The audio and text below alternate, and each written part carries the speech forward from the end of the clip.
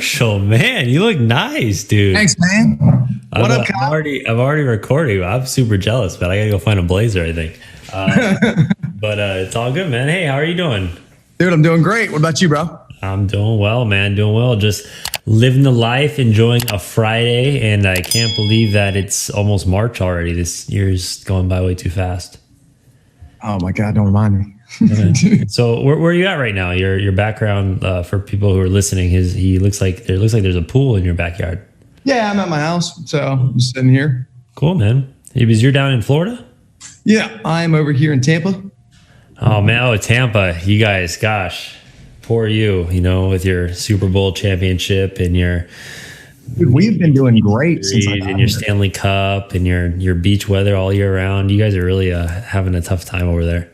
Yeah, I know. I showed up, bro, and we just started winning everything. I'm just kidding. Hey, man. So you just got to Tampa like last year? No, I've been there about 3 years. Okay, very cool. So, but relatively new. But now that you've kind of made it your home, obviously people like Tom Brady want to go there and. Right.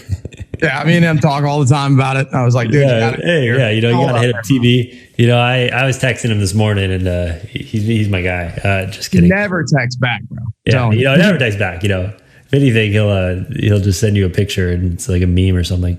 But cool, man. So tell us a little about yourself. So obviously you're a young guy, you're a sales guy, you're in the solar industry. Have you always been in the solar industry? Give us a little background on you. Yeah, so I've been in home improvement sales for about 5 years. I started off selling water softeners, and then we still do. I still have a company called Gulf Coast Water Management that we do over here locally. And then I moved on to, I had a friend in solar about a year and a half ago that was talking to me about it. And then whenever COVID happened, for a minute, all of the water financing companies wrote us and said that they weren't, financing water softeners. So I was looking for another product to sell for the month while it was shut down. And then I got into solar, and bro, it's really easy to sell. I mean, you don't have to sell it, right? You just got to find more customers. Yeah, no, I think you had a similar experience that I did when I was like, wait, commissions, how much? Yeah. and so they're saving money afterwards. Oh, and it's such a cool industry to be in. And it is, definitely compared to like water sales. I have no experience with water sales, but it's a lot like vacuum or window sales. Yeah, and I've seen those sales, and solar seems to be more fun, or at least easier in my opinion. But so you're relatively new to the solar space. How has the last year gone? Oh man, it's been incredible. So we're up to a team of I think there's about 3 salespeople that I'm using, and then we've done about 20 something deals this month. I think like 25. We've written over 30, but I think about 23 or 24 files are moving forward so far this month in February. And then we originally started, when I did this, I was just using door knockers, and I was doing everything in home, setting appointments and going back to the houses. I talked to a buddy of mine who was selling Texas, like, bro, why are you setting appointments? Why don't you just pitch them right there on the door? And I'm like, what? Then all of a sudden I'm signing up everybody at their door. And then I had a buddy who's like, man, why don't you sell over the phone? And I'm like, I've heard a lot of people say they sell over the phone. I haven't actually met anybody who's doing like at volume, scalable, maybe callbacks or getting somebody back that's consistently selling over the phone. And I'm like, you guys doing a Zoom call? He's like, no. And I hadn't seen what it was. And then it was a buddy of mine who I still work with right now. He brought me in to do phone sales, and it's just been phenomenal. Now it's just like, a normal solar sale for me is about 5 to 15 minutes. And then everything else is paperwork, which I usually have an assistant who's doing all of that for me. Awesome, man. So you've kind of dived in, and you've gotten a crash course in solar, and it sounds like you're obviously crushing it. So you are currently, are you doing all phone now, or do you do any door to door? What are you doing currently? So I currently have about 4 canvassers that go out that sell the water systems door to door. And then of course we call them back, and anybody who didn't get, basically we're gathering phone numbers, right? And then we also call them back and sell them solar. Power is really cheap where I'm at. And then everything else is pretty much just feeding my solar business for the Facebook ads. Cool, man. Yeah, dude. Facebook ads, obviously, that's my area of expertise, but that's incredible. So you're doing phone and you're not doing Zoom. Have you tried Zoom? Mm-hmm. bunch of times. Yeah, that's how I got into the phones. Love it. Okay. Oh So what are you doing currently now? Are you still on the phones or are you doing Zoom? Phone. 100%. We don't really jump on a video call. I tried to bring a couple of customers that I sold. Hey, let me just meet you. I bring them on the call. Seems really awkward. Doesn't seem to really make a difference. I don't think the Zoom increases my closing percentage. I don't think they need to see me to know if they're getting a good deal or not. I think my big approach with phones that might be or with solar in general, that's different, is I do not do a presentation or explain anything that they don't necessarily ask me or care about. Like, I don't mislead people. I just tell them what I think they need to know. So like my normal pitch is about 5 minutes of, so who's your power company? You say, okay. And then what's your average power bill? It's about, okay. And then, so I could probably get it down to this. And then you just basically pay for the solar. We do leases and loans. You could do whatever. You do a lease, the payment goes up every year. You do a loan, and then all the money is basically going towards paying it off. And after you pay it off, you don't own it anymore. Really, Trey, well, how much is it? What did you say? Your power bill is $200. It's about $2,400 a year. 10 years, that'd be about $24,000. In 20 years, that's about 48 grand. Based on the price of power going up, you're probably looking at closer to about $60,000 to $80,000 worth of power. I'm sure we can get it done for a lot less than that. Awesome. I love how you overcame the price objection on the spot by anchoring it to what they're already paying in electricity. And I think that's... I think that right there was gold. So that was awesome. So you do it all pretty much right on the spot on the phone. It takes 10 to 15 minutes. What have you learned since you transitioned to the phone? What did you come in and what were your misconceptions? Because it sounded like you weren't 100% sold on being able to do it on the phone, but what was the learning curve like for you? Yeah, just understanding how simple the decision can be, and that, so with water, it's more of an emotional impulse sale. I get the people, they already knew their water was bad. We're in Florida. The water's horrible here. So they're like, oh man, I have to get them thinking that it's really, really horrible. I got to get them really to explain how bad it is and get them emotional about the sale. But as I realized with solar, I don't need to get them emotional. It's not an emotional impulse sale. It's 100% logic. It logically makes sense. And the only benefit is saving money. So why are we talking about anything else except for the only reason why they're even interested in going solar? To me personally, which is the money. I mean, I know there's other minor reasons, but it all comes down to price, right? If these things were free, everybody had solar on their house and we wouldn't even need salespeople. Yeah, no, it's true. And that's, I think, one of the things that you've kind of, I think you have an understanding of and that you've already explained is that one of the things that the mistakes that beginners make is they get too into the details. They want to talk about the type of panel. They want to talk about how it works. They provide more information that the customer is not necessarily asking for. And when you do that, number one, they're probably not going to remember all that. And then number two, you're kind of just making them think more than they really need to when it comes to making a practical decision. I always saw that with 100%. My background in the fitness industry was the same thing, where people don't care about the reason you're doing an exercise. They don't care about the physiology or the biomechanics. They care about losing weight, right? So you're doing this because you're in the fitness industry, huh? Yeah, I was a fitness manager. So when you do that, and that's you're like, why you look so big. What was that? So that's why you got them big old arms, bro. Oh yeah, dude. It's funny. I'm tiny right now. I'm small. I've been doing my New Year's resolution was I'm doing push-ups every single day. So like I started with just like something small, like 60 a day. Now I'm up to 100 a day, where I'm doing 2 sets of 50, and that's fun. But yeah, once again, it's just I came from the fitness industry, and I was trying to sell people like, hey, you want to do personal training? We'll get you into shape. It costs $2,000 a month, and it was a tough sale. Like, obviously there's people that can afford personal training, but the majority of middle class people probably can't. And solar is not that way at all, because it is super practical, and it makes a lot of sense for the majority of people. So that's really it's just such a cool industry to be in. So now that you're on the phone, are you staying local? Have you done all around? It sounds like you're doing Facebook ads, so I'd assume you've tested other markets. Mostly California. We do Texas and Florida though too, but mostly California. Because California, they pay a lot in electricity there. Right, man. It's a really, really simple sale, and I also like how familiar they are with it. Yeah. So like a lot of people have it. With California, are you targeting both SoCal? I mean, I guess SoCal and NorCal, PG&E, SoCal Edison, San Diego. With the installer I'm working with right now, he mostly just wants us to stay in SoCal, so that's where I've been working with. Cool, man. I think like 11 counties pretty much in the South California. Have you noticed any differences in like personalities or differences in how you have to pitch with a California resident compared to a Florida or Texas? Oh man, I'm so glad you brought up this. Yes. So I live basically everything with me is statistics. So I do what's called CapCAD, which is calls, appointments, pitches. That's my marketing side, right? And then closing side is credit, approved docs. So that's what I'm trying to get through on the phone sale. So when we are pitching in Florida and Texas, man, they always just seem to say yes. It seems to be really easy. And they always seem to have really bad credit or live in like, I've seen like in Texas, I had I usually have already sold the deal before I go and design the system. I've kind of gotten them to agree like, hey, if I can save you some money, you want to do this, right? Then I go and design the system and I'll look at it and I'm like, you live inside of like a metal storage container.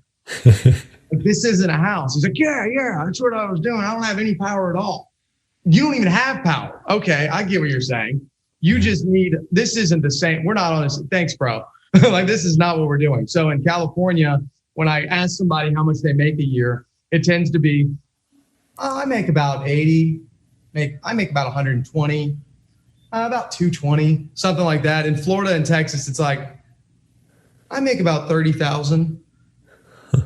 That's about the normal. Maybe they make, sometimes I get 12,000 on Social Security. So it's just like I notice a big difference in income and credit on the amount of people I have to talk to run. Now, whether or not that, I also notice that whenever I'm running Facebook ads in Florida, my lead cost is a fourth of the price. So it's probably just more people that we have to filter through. I just see with how much money that the people are saving in California, it's been a little bit easier. I'm not spending $1 million a month. We're only at about 40 grand a month. So I'm sure once we get to where we're, at $200,000 or $300,000, I'm gonna have to be hitting more areas. Yeah, for sure. And one of the things too that because I'm originally from California, so I lived there. I moved out here to Utah a little over 2 years ago. And one of the things too about California is, their income's super high, but the reason you're encountering that is because the people that have income less than 100,000, they don't own their home. It's almost impossible and depending on where you live, of course. If you live out in the desert in California, then you probably can. But so it's interesting how the markets are so different. That's kind of one of the reasons why I think like national minimum wage is kind of a silly idea. It's like, why do we need a minimum wage the same in Alabama that we have in California? But that's beside the point. With California leads, obviously it's all about saving. So walk me through the entire, I'm trying to kind of get a grasp of your concept. So you're 15 to 10 minute closing calls before you design the system, and that's after the lead has come in, right? So is that your first contact with the lead? Yes. Okay, awesome. Can we just do like a little role play and kind of like, can you show me? Go ahead, man, answer the phone. I'm going to pretend you're a South California Edison customer. I'm sure everybody on the call or watching this is pretty familiar with this call. Go ahead. Okay. Perfect. So ring, I answer. Hello. Hey, is this Kyle? Yeah, it is. Hey, Kyle, this is Hershell with the California Energy, whoever.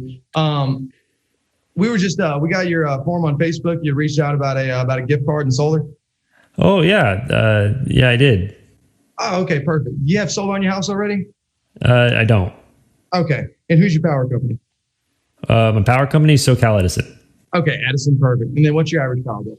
I don't know. In the summer, it's probably $250. And then in the winter, it's probably like $120. Okay. About $120. Gotcha. Okay. $250 to $120. So you probably power bill is about like on average about $180. Does that sound about right? Yeah, that sounds good. Okay. So we're probably going to get you about, I want to make sure you got enough power so that you don't end up with a solar bill and a power bill. Does that make sense? Yeah. Yeah. Can you explain to me how does it work? So I would still have a bill for both? No. So now you have your connection fee, which is probably like $10 to $15 to Edison. And then I don't know. And then you just basically pay for the solar, and then the solar is going to get rid of your power bill. Oh, does that make sense? Yeah, it makes sense. And power, now you'll be just. And how much does the solar cost? Yeah, so you said about 200, and so we need about $220 worth of power. I can probably get you about 200, and then for the gift card is you said it's $500 going to be enough?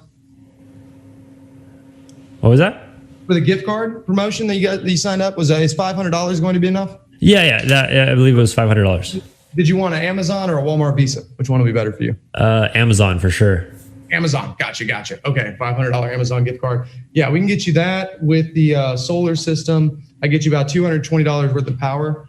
I should be able to get you down to probably about $150 to $170 a month for about $220 worth of power. Does that sound good? I mean, yeah, that sounds awesome. So that would basically just replace my electric bill? Yeah, exactly. And then we do loans or leases. With a lease, you pretty much just basically renew it every 25 years. Are you working right now? Yes, I am. Okay, so with a loan, you get a 26% tax credit. With the lease, the tax credit goes to the leasing company. Does that make sense? Yeah. So how does the tax credit work? Yeah, so basically the government's going to pay for about 26% of the system through your tax liability. So you just take Form 5695. You can have you or your CPA fill it out. You're going to put how much you paid for your solar, and then they'll do it against your taxes. You can take that money and put it towards your solar, or you could use it for something else, and your payment will go up. Oh, very cool. So, but I only get that if I lease it, or what was? How do I get that? Yeah, you got to own it. That's for a loan. Yeah, so then they help you pay it off. So you're paying about $220 right now for power. So that's about, to do easy, it's about $200 a month. It's about $2,400 a year. 10 years would be $24,000. In 20 years would be about $48,000. Based on the price of power going up, probably about 60 to 70 grand. We're probably gonna be able to get it done for probably about half of that. Oh, that sounds awesome. And then do the panels, do they go bad? How long do they last? Yeah, so we do a 30-year aftermarket solar insure bumper to bumper warranty. So it covers labor, everything else is all inclusive. If you have any issues, you just call us. It won't cost you $1. Oh, cool. Well, so basically our process since COVID is we're not really sending anybody out right now. We do this phone call. I'm going to go ahead and see if you and your home qualify. As long as that's good, then we're going to go ahead and do some docs. This is just getting you ready for everything. I'll have someone call you and do a welcome call. They're going to go over everything again. As long as everything sounds right and sounds good, then we're going to send somebody out next week to do a site survey. When they come out to your house, they're going to take measurements, make sure that all my work's good and that we're going to be able to do it. And then if there's any changes, we can make it at that time. Other than that, as long as you're good, it sounds great to you, then we'll go ahead and start pulling permits. Usually takes us about 2 to 6 weeks to get the permits back. As soon as we have the permits, we can usually come out and do the job, and usually it takes about 1 to 2 days. Huh. So, does that make sense? Yeah, it makes sense to me. Cool. So let's go ahead and see if you qualify. Just give me 1 second, Kyle. Cool. That's pretty much my call. Awesome, man. Very that's nice. Even with you throwing in some stuff. They usually don't even ask me all that other stuff you just said. So yeah, no, that was extended call right there. I was what was that? That was an extended call right there. Yeah, no. I know. I was trying. Anytime you give me an opportunity to ask a question, anytime you give a homeowner an opportunity to ask a question, they typically do. So I was trying to keep you on your game and get around it. But I like it because it's super direct, and obviously you're assuming the call or assuming the close from the first time that you open your mouth. Right. And the gift card approach, obviously, whatever your hook is from your advertising or referral bonus or whatever attracted them to talk to you, you have to make sure that you tie that in really early because otherwise you're just going to lose them. And I make it sound like once they take ownership over that, they already took ownership over the solar, right? Because one assumes the other. You want the gift card, right? Yeah. What kind of gift card did you want? I want an Amazon one, right? They don't say, hey, hold on. I don't even say I'm getting solar yet. They didn't stop me, right? And he's just like, yeah, I'll take the gift card. Huh. Awesome, man. And do you are you doing all the phone sales yourself? Are you training your team of salespeople to do the same thing? Yeah, I have me and basically one other guy I really trust doing it. I've got about 3 other people that do some phone sales for me. Awesome, man. How many phone sales calls do you have in a typical day, and like what's the most you've ever had in a day? Yeah, so the most booked appointments that we've ever had that were also confirmed was I think 24. Usually takes us 2 appointments to get it confirmed. So that was 48. That was back in October. We got shut down on Facebook for about 3 or 4 months. And then we just relaunched last month and we got it going again. And now we're just about hitting about 10 appointments a day off about $1,000 confirmed appointments a day off about $1,000. I usually have one of the girls at the office texting the leads to make sure they'll get their appointments. The ones that don't answer, we call anyway, but the ones that do answer, we go ahead and make proposals for before we get on the call with them. Oh, that brings me up to one of my next questions, which was, say you have leads. Obviously, you have a lot of leads. You reach out to them. One of the things that I have as a marketing agency is getting my clients to call their leads effectively. How many touch points, how many attempts do you guys have to try to get these people on the phone? And what's your your strategy or your plan for that? Yeah. So we call them probably 2 or 3 times. We probably call them about 3 times that day and text them a few times at the time of their appointment, whenever they booked for. And of course, we call them whenever they immediately book their appointment to try and confirm them. And then we call them on the day of, and which we know seems to work because people actually reach back out to us if we're a couple of minutes late on calling them and ask where their phone call is, which is super, super awesome for me. And then what I do is I use Go High Level. At the end of it, I download the CSV and then I upload it into an auto dialer once a week. And then we beat the list. We basically beat all the leads to death until we get an answer from every single one of them. So when you say auto dialer, what can you explain the auto dialer to me and what software to use? Calltools.com. So I think I pay like $150 a chair, and I pay for I have 3 seats right now. I pay about $100 a So is that a power dialer where it rings multiple and then whoever answers first you're connected to? Right. Yeah, just like Zen Call. I think Zen Call is another one that's like really popular. Yeah, very cool. Because the reason I asked is because High Level has a power dialer as well, but that one is just more of it goes down the list where it's calls 11111, and it's effective for making sure that people make their attempts, but it's not as effective as getting people on the phone as quickly as possible. So it just takes more human time to do what you're doing, and since we already had them opt in, the privacy policy already covered that. They obviously didn't read, but it already covered that they were going to be auto dialed and that it would, that was how we were going to attempt to reach them. So, for me, I just want to get an answer from them. I don't care if it's a yes or a no or whatever it is. I just want each lead to have a disposition. Like, what did this guy say? Yeah. And the big thing is for reps out there, because I think one of the things that you're a very good example of is we are able to have whatever our hook is, like whether it's $500, $1,000, whether it's a gift card, whether it's cash back, whether it's like I know there's people that do like actual items and things that are worth like as a free generator, like no matter what your hook is. What was that? Yeah, I do any of those promotions. Yeah, and I think that's the thing that more people in the industry on the sales side need to understand about the marketing side is we use a hook just to grab their attention, and you use the hook to bridge the gap to the sales conversation. But you have to be flexible because the bottom line is yes, solar is awesome. Yes, it's practical. Yes, it saves money. But if you want to pay $100 a lead, then yeah, go and create an ad that says, hey, these are the solar panels that we're looking to sell.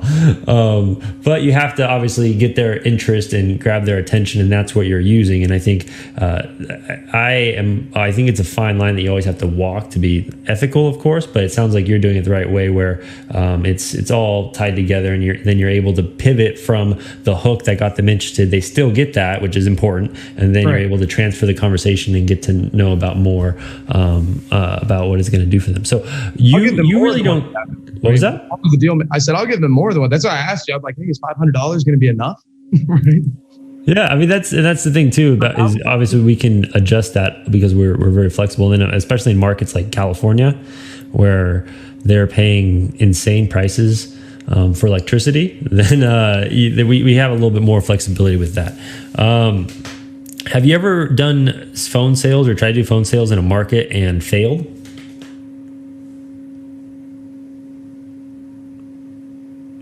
Are you there? Yeah, I'm thinking. Yeah, I'm thinking. Have you ever? Maybe not. Failed's a strong word. Have you ever gone into a market and struggled? And if so, what was the market, and why do you think that happened? Texas is like for phone sales is a little tougher. Florida, I guess, just because we ran into so many credit turndowns. I guess. But I guess there's just as many credit. I guess it just means we're running credit a lot. It was just one of those things. I like with California, I'm hardly getting credit to turn downs. I got a denial notice. So basically, I'm checking my phone while everybody's working.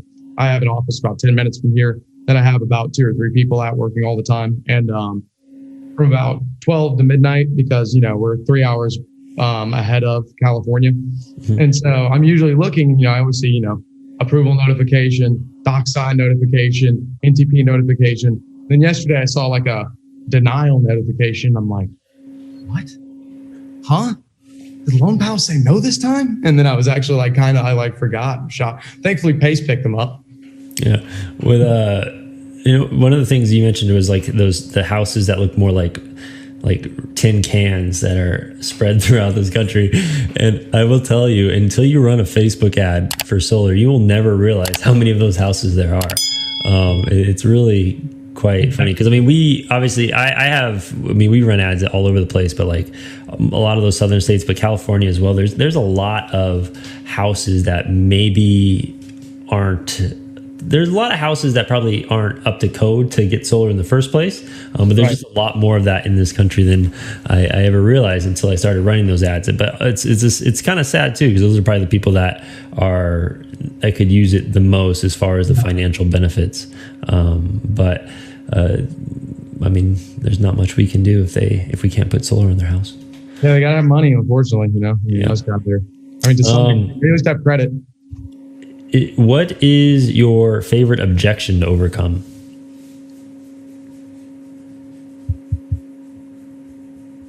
It's a hard one. I wish they just didn't have any. Or which one is the easiest? I know from any sales guy knows, like they have, obviously we have responses ready for all the different objections, but what specific objection, when you hear it, does your ear perk up and you get excited because you know exactly what you're going to say and you know that it's effective? I really don't hear any other ones in this industry other than I need to think about it or just give us a call back in a couple of months or send it to me in email. And it's pretty much to me, they're all the same one. It's like, hey, we're not doing this today. It's about the only one I get. It's my easiest one to overcome for me. Give me a call back. And what's your response to that? Yeah, absolutely, Kyle. Whenever people tell me to give me a call back, it's usually one of three things. Before I get off this call, man, can I share those with you? Perfect. Are you ready? Yeah. All right. Okay. I usually go with one of these. I'm going to change it right now. So there's three types of families, Kyle. There's people that take care of a problem before it ever occurs. There's people that take care of it as soon as they find out about it. And the other family lets the problem take care of them. Now, which category would you put your family into? The first one. The first one? Oh, so you take care of a problem before it ever happens, right, Kyle? Yeah, I do. Well, whenever you moved in here, were there solar panels on the house? No. So it was impossible for you to take care of this high power bill before you moved in, right? What, was it possible for me to do that? It was impossible before you moved in because there weren't solar panels in the house yet, were there? No. Great. Well, now that you know there's a problem, Kyle, when would be the best time to take care of it? Now, I guess. I thought so too. Let's go ahead and qualify. Sorry, man. I wasn't ready for that. But it was like, yeah, I mean, that's no matter what. I could see. So giving them options, and obviously you have responses prepared for each of them. But also taking all your objections that you might hear and kind of getting down to the root of them, which is going to be one of those basic responses, which is basically not right now. Because obviously if you've done your job and you've qualified them, if you know they're a homeowner, if you know their credit score, if you know they make money, then there's no other real objections that might come up that can actually influence their decision.